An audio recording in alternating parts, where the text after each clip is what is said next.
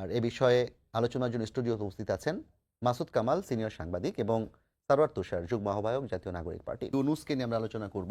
এখানে খুব গুরুত্বপূর্ণভাবেই জাতীয় নাগরিক পার্টির নাম চলে আসে। কয়েকদিন আগে জাতীয় নাগরিক পার্টির বললাম যে ডক্টর ইউনূস ম্যাজিক দেখাচ্ছেন, কিন্তু রাজনৈতিক ক্ষেত্রে কি ম্যাজিক দেখাবেন সেটি এখনো প্রমাণিত নয়। কিন্তু তাকে কেন্দ্র করে অন্তর্বর্তী সরকারের মেয়াদ যদি দীর্ঘ করতে চায়, সেটা আসলে জনগণ গ্রহণ করবে না, কিংবা সেটা এক ধরনের বিতর্ক তৈরি করবে। আপনাদের দলীয় অবস্থান কি? ডক্টর ইউনূসকে আপনারা কতদিন ক্ষমতায় দেখতে চান? আপনাকে ধন্যবাদ। ডক্টর ইউনূসকে শুধু আমাদের ক্ষমতায় দেখার বিষয় না। আমরা শুরু থেকে বলেছি দলের জায়গা থেকে যে কতগুলো এজেন্ডা আছে এই অন্তর্বর্তী সরকারের। এই এজেন্ডাটাই তার টাইম ঠিক করবে। এটা ১.৫ বছর, ২ বছর, ২.৫ বছর যাই হোক, সেটা সবাই মিলেই সিদ্ধান্ত নিয়েই হবে। এবং এখানে খুবই গুরুত্বপূর্ণ হচ্ছে ডক্টর ইউনূস নিজে কী চান, সেটাও খুব গুরুত্বপূর্ণ। তিনি আমরা যতটুকু বুঝেছি এই ডিসেম্বর টু জুন এর মধ্যেই তিনি শেষ করতে চান। তারও ক্ষমতা প্রলম্বিত করার খুব বেশি ইন্টেন্ট। ওয়ারেজ আমরা বলেছি যে আপনি সংস্কারটা এই টাইমের মধ্যে শেষ করে নির্বাচন দেন, এতে তো আমাদের কোনো আপত্তি নাই। আর নির্বাচনটা গণপরিষদ নির্বাচন কেন হওয়া দরকার সেটা আপনাদের এখানে সহ বিভিন্ন জায়গায় আমরা বলেছি। এখন আর এই প্রসঙ্গে আমি আবার না যাই। আর যার কথা বললেন তিনি এটা তার ব্যক্তিগত মতামত ফেসবুকে দিয়েছেন। ফেসবুকে আমরা তাৎক্ষণিকভাবে অনেক কিছুই আমাদের বলতে ইচ্ছা করে, আমরা সেটা বলেছি। কিন্তু আমরা মনে করি মানে যে কিন্তু যখন দলের একজন শীর্ষ নেতা, না, এটা ওনার ব্যক্তিগত, কিন্তু মির্জা আব্বাস তো দলের একজন শীর্ষস্থানীয় নেতৃত্ব, মানে একদম নীতি নির্ধারণী নেতাদের একজন। তো এরকম হয় মানে এই ধরনের বড় বড় দল বা যারা আসলে জনগণের ভোটে ক্ষমতায় যেতে চায়, সেখানে অনেক ধরনের মানুষ থাকবে, কিন্তু দলীয় একটা আলোচনার মধ্যে দিয়ে যে পজিশনটা সেটা দলের প্রধান কিংবা দ্বিতীয় প্রধান তাদের মুখ থেকেই আসবে। আমাদের যেটা আমি বললাম ওইটাই আমাদের অবস্থান। এবং এখানে ডক্টর ইউনূসকে এই কাজগুলো সেরে চলে যেতে হবে। তার কারণ হচ্ছে আমরা চাই যে তিনি যে এখন যেমন সবার আছেন, সর্বজন বিদিত এবং সর্বজন গ্রহণযোগ্য, এভাবেই তিনি শেষ করেন। তিনি বরং পার্টিজান হয়ে গেলে তিনি তার প্রতি মানুষের যে একটা আপনি যে কাজগুলোর কথা বলছেন তার মধ্যে একটা গুরুত্বপূর্ণ হচ্ছে গণহত্যার বিচার এবং সংস্কার। রাইট। ডক্টর ইউনূস যে ম্যাজিকগুলোর কথা আমরা আজকে দেখলাম, যে বাংলাদেশে বিনিয়োগ আসার সম্ভাবনা তৈরি হচ্ছে, দ্রব্যমূল্য কম ছিল, ঈদ যাত্রা একটা স্বস্তি ছিল, তো এগুলো কি প্রায়োরিটি টাস্ক কিনা? এগুলোতে তিনি সফলতা দেখাচ্ছেন, কিন্তু সংস্কার অথবা হচ্ছে গণহত্যার বিচারের ক্ষেত্রে কি ডক্টর ইউনূসের সেই ম্যাজিকটা দেখা এই যাচ্ছে কিনা? কাজগুলো খুবই গুরুত্বপূর্ণ যেগুলো উনি করছেন। এই কারণে গুরুত্বপূর্ণ যে এই যেমন গতকালকে আমরা আশিক সাহেবের মুখ থেকে শুনলাম যে স্যামসাং এর বিনিয়োগ এখান থেকে চলে গিয়েছিল কেন। ফলে এগুলো যে ফিরিয়ে আনা হচ্ছে এগুলো খুবই ইম্পর্টেন্ট। আমাদেরকে তো অর্থনৈতিকভাবে ঘুরে দাঁড়াতে হবে। কিন্তু একটা জিনিস আমরা জাতীয় নাগরিক কমিটি থাকা অবস্থাতে বলেছিলাম যে যদি রাজনৈতিকভাবে এই সরকার সফল হতে না পারে, তাহলে অর্থনৈতিক সাফল্য ধরে রাখা যাবে না। এটা খুব মানে সিম্পল। এই সরকারের গড়নটাই এরকম। এটা অন্য ৮-১০টা সরকারের মতো না। আপনাকে পলিটিক্যালি উইন করতে হবে। এবং পলিটিক্যালি উইন করার মানে হচ্ছে বাংলাদেশকে আপনার জাহাজটা এখন ধরা যাক 75% হয়তো তীরের কাছাকাছি চলে গেছে, এটাতেই সাফল্য, মানে তীর দেখা যাচ্ছে বলেই আমরা সফল হয়ে গেছি, ব্যাপারটা এরকম না। আপনাকে তীরে নামতে হবে, নোঙরটা গাড়তে হবে। তো এই নোঙরটা গাড়াটা হলো খুবই ইম্পর্টেন্ট, যেটা এই সরকারকে সফলতার সাথে করতে হবে। এবং আমি বিশ্বাস করি, যেটা মান্না ভাই এটাকে ম্যাজিক বলেছেন, আমি আস্থা রাখতে চাই ডক্টর ইউনূসের ব্যক্তিত্বের উপর। তিনি তার যে বৈশ্বিক এক্সপোজার এবং দেশের ভিতরে গ্রহণযোগ্যতা এবং নিজের প্রতি মানে তার যে নীতিগত যে অবস্থান, এগুলো ভাই বলেছেন, এবং আরো অনেকেই ফেসবুকে এমনকি ইভেন্টও খোলা হয়েছে ডক্টর ইউনূসকে 5 বছর ক্ষমতায় দেখতে চায়।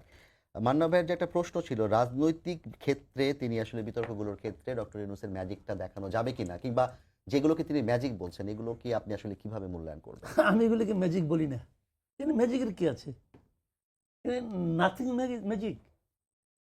উনি যেটা কাজটা করেছেন সেটা হলো গিয়ে উনি আসার ফলে উনি বলে ব্যাপার না। এখানে ব্যাপারটা হলো যে হাসিনা সরকার চলে যাওয়ার পরে, দেশ থেকে বিতাড়িত হওয়ার পরে, আমি ওভাবেই বলি, ওনার যত সাঙ্গপাঙ্গ ছিল সব বিতাড়িত হয়েছে। কেউ পালিয়েছে, কেউ দেশ ছেড়ে চলে গেছে, কেউ ঘাপটি মেরে আছে, গর্তে লুকাই গেছে। এই লোকগুলো চাঁদাবাজি করতো, নানা ধরনের অপকর্ম করতো, যার নেতিবাচক ফল পড়তো আমাদের বাস্তব জীবনে। জি, ওই জিনিসটা অফ হয়ে গেছে। বিষয়টা কিন্তু সিম্পল, ওই জিনিসটা অফ হয়ে গেছে। এবং এটা অফ করার ক্ষেত্রে ডক্টর ইউনূস দারুণ কিছু দেখিয়েছে। আপনি একটা উদাহরণ দেখান তো, উনি কি দেখাইছে? ওটা অফ হয়ে গেছে। সোসাইটি, পুরো সমাজ ওদেরকে অফ করে দিয়েছে। প্রবণ একটা কর্মকর্তা ছিল, একই সাথে অন্যান্য যে জায়গাগুলো কোন সেগুলোর শেখ প্রতিষ্ঠানগুলো হাসিনার যে আমলে, প্রধান। আপনার বিটা বলে আমি বলি আপনাকে, শেখ হাসিনার আমলে কোন প্রতিষ্ঠানটা দুর্নীতি প্রবণ ছিল না বলেন আপনি? সব জায়গায় কোথায় হয় নাই দুর্নীতি বলেন? সব জায়গায় দুর্নীতি হয়েছে। এবং উনি চলে যাওয়ার পর যারা দুর্নীতি করেছে তারা কেউ আছে? তারা তো কেউ অ্যাক্টিভ নাই। না, আপনি শুধু পলিটিক্যাল মানুষকে বলছেন, কিন্তু যারা কিনা আমলা কর্মকর্তা কিংবা যারা কিনা চেইনের মধ্যে ছিল, তাদের দুর্নীতি তো কমার কোনো সম্ভাবনা। আপনার দুর্নীতির মাত্রাটার সম্বন্ধে কোনো ধারণা পৃথিবীর কেউ করতে পারবে না। 5 টাকার কাজ করছে 500 টাকায়, এটা পৃথিবীর কেউ ধারণা করতে পারবে না। এই যে 5 টাকার কাজ যে 500 টাকা করা যায়, এটা কেউ কল্পনাও করতে পারবে না। এটা এও কি সম্ভব? হয়েছে এই দেশে, হয়েছে এই দেশে। এখন 5 টাকার কাজ 10 টাকায় হচ্ছে। দুর্নীতি এখনো হচ্ছে, অত চাঁদাবাজি এখনো হচ্ছে। প্রত্যন্ত অঞ্চলে যায় দেখেন, চাঁদাবাজি এখনো হচ্ছে, ব্যবসায়ীদেরকে এখনো আদা দিতে হচ্ছে। কোন পলিটিক্যাল পার্টির নাম উঠতেছে এটা আমি আপাতত না বলি, হচ্ছে এখনো, চাঁদাবাজি এখনো হচ্ছে। কিন্তু আমি বলতে চাচ্ছি যে সার্বিক ক্ষেত্রে, যেমন ধরেন আমি উদাহরণ বলি আপনাকে, দ্রব্যমূল্য নিয়ে খুব কিন্তু আলোচনা হচ্ছে, আমি নিজেও খুব স্বস্তি বোধ করতেছি। কাঁচা বাজারের দাম কম, মানে অনেক কমে গেছে। কেন কমছে? যে ট্রাকটা করে কাঁচা বাজারে উত্তরবঙ্গ থেকে ঢাকা শহরে আসতো, সেখানে কমপক্ষে 8 থেকে 10 জায়গায় তার চাঁদাবাজি হতো। যে তেলের দাম কমছে, ম্যাজিক কই? হ্যাঁ, কাঁচা বাজারের দাম কমছে, আমি অস্বীকার করবো না, কাঁচা বাজারের দাম কমছে। এখন আমি কাঁচা বাজারের দাম কমছে কেন কমছে, মৌসুম, এগুলি বলে আমি এই কমাটাকে কিন্তু আমি আন্ডারমাইন করতেছি না, আমি কমাটাকে গ্রহণ করছি, আমি যেন ধন্যবাদ দিচ্ছি। যার যা প্রাপ্য তাকে তা দিতে হবে। অবশ্যই একটা সুশাসন আর কুশাসনের একটা পার্থক্য আছে, সেই পার্থক্যের রেজাল্ট আপনি পাবেন। Nothing magic. এখন যদি আপনি বলেন যে উনি কিছুই করে নাই, এটাই তো একটা ম্যাজিক, হ্যাঁ এটাও ম্যাজিক। নো গো ভাই কাজ করে, আমি চিন্তাটা করলে আমার কিন্তু খবর আছে। এবং এই ভয়টা কিন্তু কেবলমাত্র আইন শৃঙ্খলা বাহিনীর কাছ থেকে তা কিন্তু না, সাধারণ মানুষ এখন প্রতিবাদ করতে শিখছে, কিন্তু চিন্তাই তো বাড়ছে। চিনতে পারছে যেগুলো বলেন এর পিছনে তো একটা অস্বস্তিও আছে। আগে চাঁদা দিত বলে ধরেন একটা সিস্টেমেটিক ওয়ে ছিল যে এতটুকুর মধ্যে বসবে, এর বাইরে যাবে না। এখন তো রাজধানীর কোনো ফুটপাত নাই যেখানে হকার বসে না, মেট্রো স্টেশনে হচ্ছে না। এটা একটা কুফল, যে যে কারণে তো একসময় দেখবেন খেলাপি বাইরে যাবে, ওটা তো কারণ ওই পাবেন যে না আপনি। খেলা ফি বাড়ানোর জন্য যে নিয়মগুলো করেছিল কমানোর জন্য, সেগুলো যখনই ওগুলো তো করে কিছু আসবে। কিছু হ্যাঁ। হবে, কিন্তু এখন এটা কিছু কিছু ক্ষেত্রে আপনি কি এটা আশাবাদী হবেই। যে ডক্টর ইউনূস তার যে রাজনৈতিক সংস্কার নিয়ে কিংবা নির্বাচন নিয়ে যে বিতর্ক, এটা আসলে তিনি সাফল্যের সাথে উতরে যেতে পারবেন? আমার মনে হয় না, এটা আমি মানে এতটা আশাবাদী আমি নই। কারণ উনি কোনো রাজনৈতিক ব্যক্তিত্ব না, উনি এখন পর্যন্ত এমন কোনো একটা স্টেপ নিতে পারেন নাই যে স্টেপটা নাকি পলিটিক্যালি মানে অসাধারণ কিছু, এটা আমার কাছে মনে হয়। এবং সত্যি কথা বলতে কি, আজকে 8 মাস হয়ে গেছে, এখনো পর্যন্ত বাংলাদেশের বাংলাদেশের পলিটিক্যাল পার্টিগুলোর উপর আমার কিন্তু খুব উচ্চ, পলিটিক্যাল পার্টিগুলি নিয়ে আমার মধ্যে খুব উচ্চ কোনো ধারণা নাই, নাই কোনো, যে পলিটিক্যাল পার্টি যেগুলো আছে একটা নিয়ে আমার কোনো উচ্চ ধারণা নাই। এবং এগুলিকে ক্ষমতা দিলে এদের চেহারা বাইরে পড়ে, এটা আমার অভিজ্ঞতা থেকে যতটুকু আমি দেখছি। এবং এরা সব সময় কিন্তু নিজেরটা বোঝে, আর কিছু বোঝে না। তো এরকম পলিটিক্যাল পার্টিগুলি হওয়া সত্ত্বেও গত 8 মাসে তারা কিন্তু ডক্টর ইউনূসকে অসহযোগিতা করছে সরাসরি, আপনি বলতে পারবেন না। আওয়ামী লীগের ক্ষেত্রে মোরলেস সবগুলি পলিটিক্যাল পার্টির কিন্তু অবস্থান এক, মোটামুটি এক। কিন্তু মানে আওয়ামী লীগকে কালকে মিছিল করতে দিতে হবে এই দাবি কেউ করে না, এই দাবি কিন্তু কেউ করে না।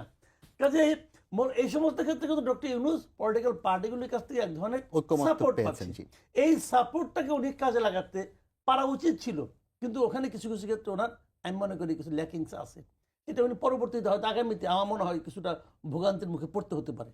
যেমন ধন্যবাদ কামাল ভাই। তুষার, আপনার কাছে আসতে চাই, আপনি কি তুষার কামাল ভাইয়ের এই কথার সাথে একমত যে ডক্টর ইউনূস পলিটিক্যাল যেই বিতর্ক সেটিকে আসলে সাফল্যের সাথে উতরে যেতে পারবেন কিনা কিংবা পারবেন আদৌ? না, আমি বিশ্বাস করতে তিনি চাই আরেকটি যে কথা বলেছেন, তার বাংলাদেশের কোনো রাজনীতি আমরা রাজনৈতিক দল হয়েছি, কিন্তু আমরা তো রাজনৈতিক দলের সমালোচনা করেই রাজনৈতিক দল হচ্ছে। এবং আমরা কিন্তু বলছি যে জনগণ রাজনৈতিক দলগুলোর ডাকে, আন্দোলনের ডাকে সাড়া দেয় না কেন, এটা তো বুঝতে হবে। 7 জানুয়ারিতে আসলো না কেন? 7 জানুয়ারি আগে আন্দোলনে জনগণ কিন্তু আসে নাই। এই এখন আপনি এই থেকে কি সিদ্ধান্ত নিতে পারবেন যে জনগণ ভোট দিতে চায় না? ভোট আপনি এবার ভোট হোক, হিউজ এত বড় টার্ন আউট আর কখনো হবে না। কিন্তু শুধু মানে নির্বাচনের দাবিতে আন্দোলন করলে আসবে না জনগণ। মানে জনগণ ছাত্রদের সাথে আসে, ছাত্রদের ডাকে, বা নিজেরা আলাদা করে কোনো আন্দোলন করলে করে, কিন্তু রাজনৈতিক দলের ডাকে আসে না। এটা হচ্ছে অভিজ্ঞতা, কারণ রাজনৈতিক দলগুলো বারবারই প্রতারণা করেছে। ফলে ওই সমালোচনা যেটা উনি করছেন এটা ঠিকই, এটা আমাদেরও এখনো পর্যন্ত সমালোচনা। যে মূল্যর ক্ষেত্রে বাধা হচ্ছে আমরা যদি যার যার দলীয় স্বার্থটাকে প্রধান করে তুলি এবং জাতীয় স্বার্থটাকে গুরুত্ব না দিই, তো এটা একটা বড় বাধা হবে যে আমরা মিনিমাম ঐক্যমত্যের ক্ষেত্রে ঠিক করতে পারলাম না যে এই জিনিসগুলো দেখুন এখন তর্কটা কিন্তু হচ্ছে খুব ফান্ডামেন্টাল কতগুলো জিনিস নিয়ে। বিএনপির তরফ থেকে বিএনপি বলছে যে আমরা বিচার বিভাগের সকল সংস্কারের সাথে একমত, দুদকের সকল সংস্কারের সাথে একমত। কোন কোন বিষয়ে তারা একমত সেটা তারা প্রকাশ করছে, কারণ তাদের বিরুদ্ধে নিউজ হয়েছে যে তারা সংবিধানের একটা সংস্কারের সাথে আসলে একমত হয় নাই, তখন তারা এটা প্রকাশ করা শুরু করেছে। এই সংবিধান প্রশ্নটাই দাঁড়াবে আমি মনে করি সবচেয়ে ফান্ডামেন্টাল প্রশ্ন, যেখানে রাজনৈতিক দলগুলোকে এক জায়গায় আসতে হবে, এবং এখানে আবার অনেকগুলো হিসাব আছে। ডান এই ক্ষেত্রে যদি রাজনৈতিক দলগুলো এক জায়গায়, জিল্লুর রহমান উনি কিন্তু একটা বড় সাক্ষাৎকার দিয়ে খুব রাইটলি একটা প্রশ্ন তুলেছেন, এই পুরো সংস্কার প্রক্রিয়ায় জনগণ কোথায়? আপনি যদি মনে করেন যে রাজনৈতিক দলগুলোর সাথে কথা বললে, তাদেরকে ঐক্যমত আনতে পারলে তার মধ্য দিয়ে জনগণের মতামতটা পাওয়া যায়, এটা খুবই একটা ভুল ধারণা। রাজনৈতিক দলের বাইরেও একটা বিশাল সংখ্যক জনগণ আছে, মানে জনগণ আইডিয়া আকারে একটা আলাদা জিনিস, এটা আমাদের দল এবং জনগণ আলাদা ব্যাপার। কিন্তু আমরা দেখতে পাচ্ছি যে সংস্কারটা স্টেক হোল্ডার অবশ্যই ম্যাস পিপল, জনগণ যারা বিরাট বড় স্টেক হোল্ডার, সবচেয়ে বড়। এখন যদি রাজনৈতিক দলগুলোকে এক কাতারে না আনা যায়, কারণ প্রত্যেকের দলীয় স্বার্থ আছে। একটা দল মনে করতেই পারে আল্লাহ যদি 2বারের বেশি প্রধানমন্ত্রী না হয় তাহলে আমার কি হবে পরে, এটা অনেক দল মনে করে। 70 অনুচ্ছেদ যদি আমি সংসদ সদস্যদের কন্ট্রোল না রাখতে পারি তাহলে আমার সংসদ তো থাকবে না আমার হাতে, মানে নেতাদের হাতে থাকবে না, এটা মনে করতে পারে। তার কারণ হচ্ছে তারা দলের মধ্যেও তো আবার দল মানে হচ্ছে দলের ওই পলিট ব্যুরো। তাহলে আপনার তখন সবচেয়ে সহজ বুদ্ধিটা হবে জনগণের কাছে যাওয়া। জনগণের কাছে যাওয়ার উপায় আছে, আপনি গণভোট করবেন। গণভোট করে বলবেন যে ধরুন এখন বিএনপি বলছে যে এই সংবিধান, জনগণ এই সংবিধান পরিবর্তন করতে চায় না, তা আপনি তাহলে জিজ্ঞেস করেন জনগণকে আপনি কি এই সংবিধান পরিবর্তন করতে চান নাকি চান না, সোজা প্রশ্ন। এরকম অনেকগুলো প্রশ্নে চাইলে গণভোট করা যায়। বাংলাদেশে গণভোট তো ইভেন জিয়াউর রহমানের আমলে গণভোট হয়েছে, তো বিএনপির তো গণভোটকে স্বাগত জানানো হচ্ছে, এবং গণভোট কিন্তু গণতন্ত্র পরীক্ষা করার একটা খুব ভালো অপশন। আমি বলছি না এটা আপনাকে এখনই যেতে হবে। যদি শেষ পর্যন্ত একেবারেই বিপরীত মেরুতে থাকে রাজনৈতিক দলগুলো, আমি অবশ্য মনে করি যে কাজগুলো স্লোলি হলেও আগাচ্ছে তো রাজনৈতিক দলগুলো। আর একটা জিনিস মনে রাখতে হবে যে আজকে না গতকালকে এবি পার্টির সাথে বসেছিল জাতীয় ঐক্যমত্য কমিশন, এই মাসের মধ্যে তারা বলেছে যে প্রথম দফায় বৈঠক, তারাও কিন্তু একটা জায়গায় আসবে। ফলে আমি মনে করি যে এত খারাপ অবস্থায় আমরা নাই। আমাদের এখানে পলিটিক্যাল কালচারের মধ্যে প্রতিযোগিতা এবং অন্যের মতামতকে গুরুত্ব না দেওয়ার একটা কালচার অবশ্যই আছে, কিন্তু এই 5 তারিখের পরে জনগণের যে একটা বিপুল চাপ আছে এবং সোশ্যাল মিডিয়ায় সমালোচনার যে সংস্কৃতি তৈরি হয়েছে, ইভেন আমি বলবো টক শো যে ভূমিকাগুলো পালন করছে অপিনিয়ন মেক করার ক্ষেত্রে, এগুলো আপনার রাজনৈতিক দলগুলোকে বাধ্য করছে অনেক ক্ষেত্রে। তারা শেষ পর্যন্ত ঠিকই জনগণের স্বার্থটাকে অনেকগুলো জিনিস মেনে নিতে বাধ্য হবে, আমার এরকম মনে হয়। কামাল ভাই, আপনার কাছে কি মনে হয় সংস্কার প্রশ্নে গণভোট একটা উত্তম বিকল্প হতে পারে, কিংবা সেটা গ্রহণযোগ্য হবে? শুনেন, গণভোটের আমরা তো আসলে তাত্ত্বিকভাবে গণভোট বলতে কি বোঝায় এটা আসলে বড় বড় কঠিন। বাট বাস্তবতা হলো আমাদের দেশে কোনো গণভোটে হা ভোট হারে নাই কখনো। হা ভোট জিতবে সবসময়।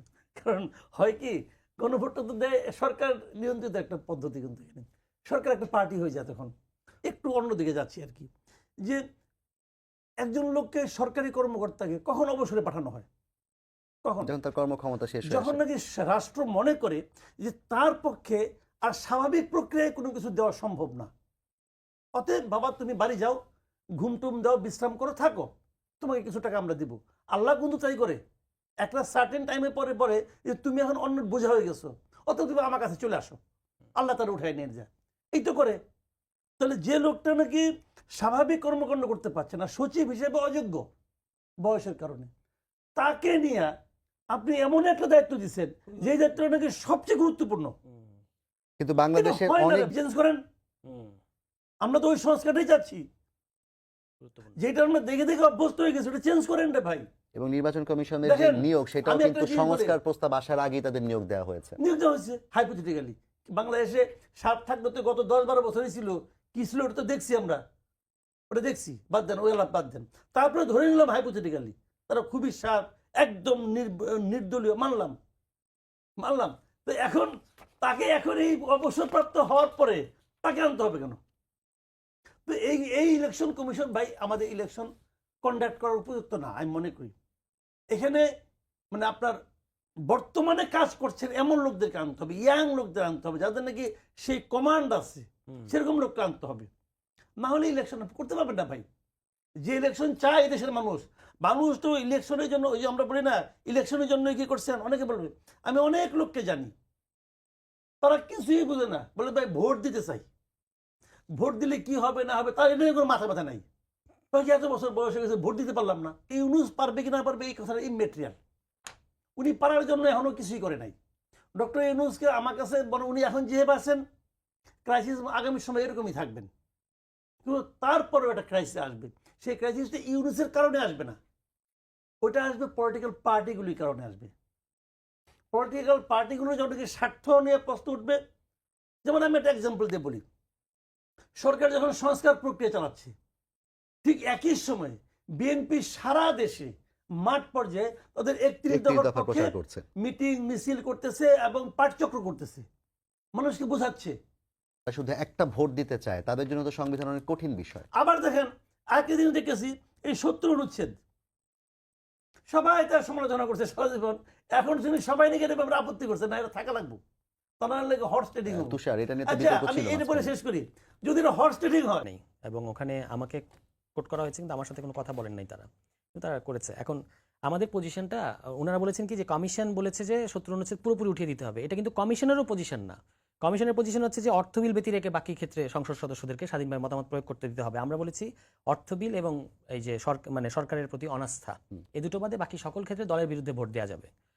যে কোনো আইন, ধরা যাক ডিএস এর মতো আইন, এই ধরনের যে কোনো আইনের ক্ষেত্রে এবং আপনি শুধু দলের বিরুদ্ধে ভোট দিবেন সেটাই না, আপনি যে দলের ওই প্রস্তাবের বিরুদ্ধে ভোট দিয়েছেন এটা যেন দল না জানে। অনাস্থার ক্ষেত্রে কেন না? সরকার না, প্রথমে এটা ভালো কারণ ছিল। হচ্ছে 70 দুটোর দিকেই মনোযোগ দেওয়ার চেষ্টা করছি এই পর্যায়ে, কিন্তু এর বাইরে তো সংসদে প্রচুর বিল আছে যেটা আপনি জানেন, এই যে ওয়াকফের মতো এই ধরনের গণবিরোধী বিলের ক্ষেত্রে আমার তো অধিকার আছে দলের বিরুদ্ধে যাওয়ার, তো সেটা তখন আমি যেন যেতে পারি এবং সেটা আবার দল যেন না জানে। আমরা বলেছি যে এখন তো হ্যাঁ না বা এরকম কণ্ঠভোটে করে মনে হয়, তো গোপন ব্যালটে?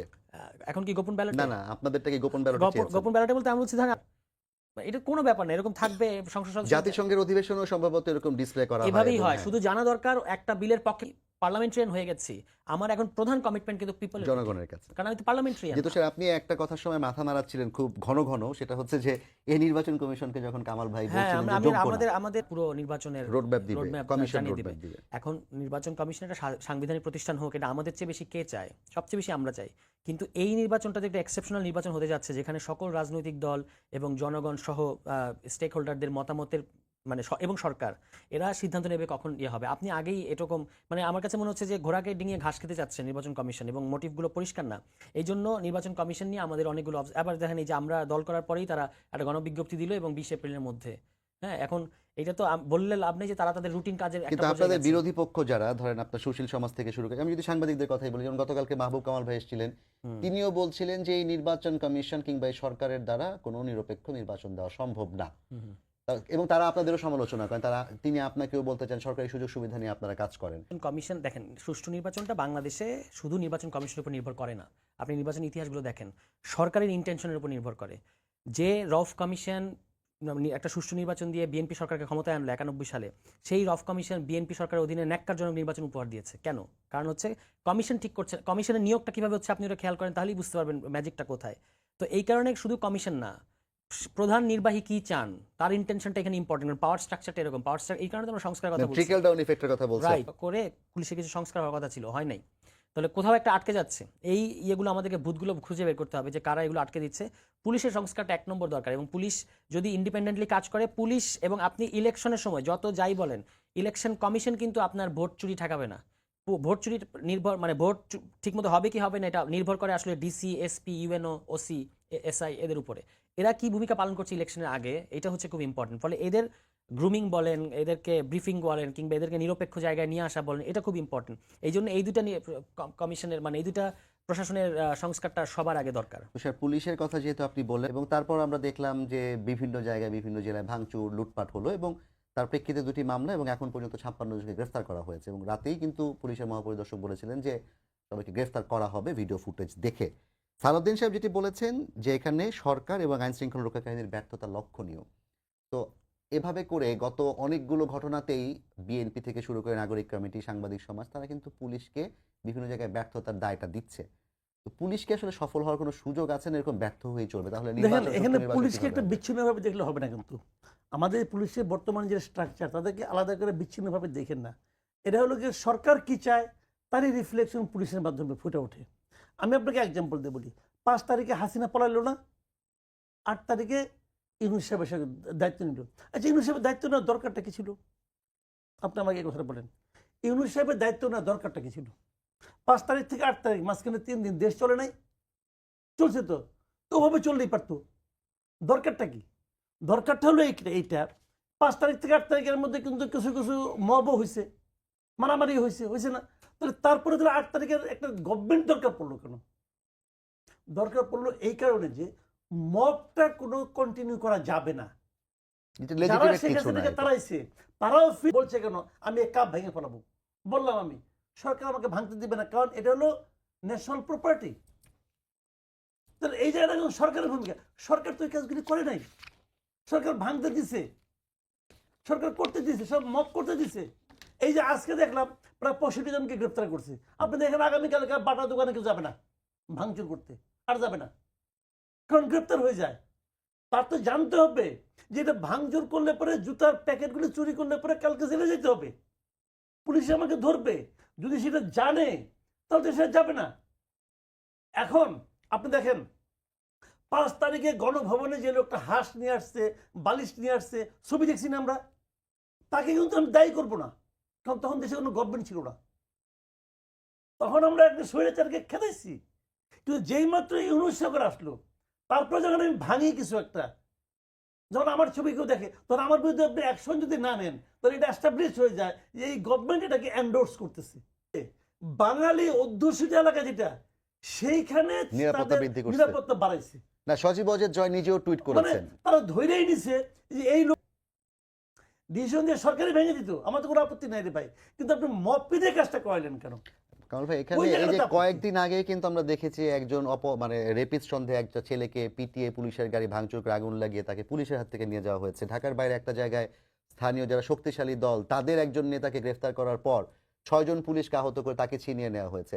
তো জনগণ যদি মব ক্রিয়েট করতে চায়, পুলিশের দ্বারা আসলে কতক্ষণ সেটা বাধা দেওয়া সম্ভব? সেটা আমরা বলি, এই পুলিশ দিয়ে আপনাকে সে থামাতে পারবেন, কিন্তু সরকার চায় কিনা এই সিদ্ধান্তটাকে সরকারকে নিতে হবে। জি। সরকার কি চায় আসলে মব কন্ট্রোল করতে, কিংবা অনেক কিছুতেই ছাড় দিয়ে দেয়? যেমন 32-এর ক্ষেত্রে যদি আমরা বলি, সেখানে কিন্তু সরকার একটা দর্শকের ভূমিকা পালন করেছে। এই বথিকাল অবস্থান ছিল, এটাকে কলঙ্কিত করলো এই লোকগুলো। এবং কিছু কিছু ফেসবুক পোস্ট দেখা যাচ্ছে যে তারা আগেই কিন্তু এই ধরনের ঘোষণা দিয়েছে। তাহলে এটা আগেই নিয়ন্ত্রণ করতে পারা উচিত ছিল সরকারের, সেটা তারা করতে পারে নাই। কিন্তু সরকার যে চাইলে পারে, এটার প্রমাণ আছে অনেক। আপনার ধরেন এই যে এখন পুলিশ এত দুর্বল অবস্থা, এর মধ্যে একজন কনস্টেবল কিন্তু রাষ্ট্রপতি পদক পেয়েছে কেন? আঘাত না করে ছত্রভঙ্গ করায় তিনি লাঠি দিয়ে রাস্তায় তিনি বাড়ি দিচ্ছিলেন, হ্যাঁ, পাইপে বাড়ি তার দিচ্ছিলেন। মানে হচ্ছে পুলিশ পারে, পুলিশ যদি চায় পুলিশ পারে। আর পুলিশ কেন নীরব থাকে কোনো কোনো ঘটনা ঘটতে দেয়, এটা আমরা জানি না। পুলিশ কিংবা সেনাবাহিনী, ম্যাজিস্ট্রেসি আছে, এই সকল ক্ষেত্রে কিছু এই যে যেমন এই এখন যে 65 জনকে আপনি ধরলেন, তাহলে মব যারা করলো তাদেরকে মানে যারা মাজারের ক্ষেত্রে এটা করলো, এটা কিন্তু সিরিয়াস, আমাদের নাম খারাপ হয়েছে সারা বিশ্বে। তাহলে এদেরকে তো ধরতে পারা উচিত ছিল, বা এখনো সুযোগ আছে, এদেরকে কেন ধরছে না আমি জানি না। তো এই সকল ক্ষেত্রে সরকার চায় না, এটা আমি জানি, চায় না এটা বলবো না, সরকার চায়, কিন্তু অনেক দেরি করে ফেলেছে সরকার, অনেক দেরি করে ফেলেছে। এই ঘটনাগুলো আগেই এই ধরনের পরিস্থিতিতে এটা ঘটে। একটা জিনিস মনে রাখতে হবে যে মুক্তিযুদ্ধের সময় আপনি যদি একটা চলাকালীন সময় একটা ব্রিজ ভাঙেন, এটা খুব হেরোইক একটা কাজ। ঠিক মুক্তিযুদ্ধের একদিন পরে যদি আপনি এই কাণ্ডটা করেন, এটা একটা সন্ত্রাসী কর্মকাণ্ড হয়ে যাবে। ওই যে 17 ডিসেম্বরে একটা ব্যানেট খুঁচিয়ে এটা নিয়ে যে ইয়েটা হয়েছে কাদের সিদ্দিকীর ওই সময়, তো এই কাণ্ডগুলো যারা করেন তাদেরকে এটা মাথায় রাখতে হবে যে এখন কিন্তু আমরা আর বিপ্লবের মধ্যে নাই যে আপনি প্রতিদিন এই কাণ্ডগুলো করবেন।